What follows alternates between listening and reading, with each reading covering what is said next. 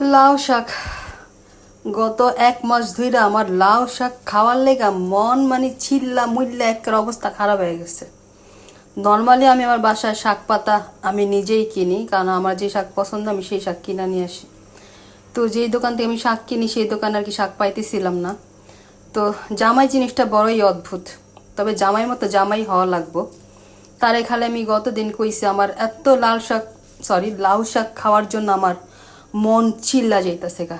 সে আজকে বিকালে কেরানীগঞ্জে যাইয়া আমার জন্য একদম তাজা এই লাউ পাতা কিনা নিয়ে আসছে।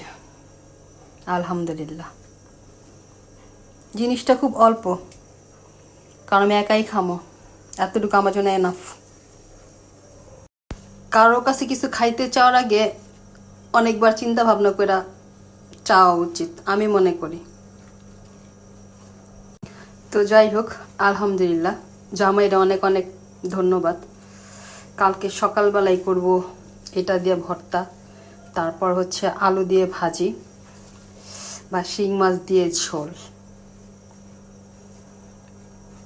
তো আমার মতো এরকম সোসা বিড়াল কে কে আছে যে এই লাউ শাক খাওয়ার জন্য? আমি জানি আমার ফ্রেন্ড লিস্টে কেউই নেই লাউ শাক পছন্দ করার মতো, বাট আমার ভালো লাগে।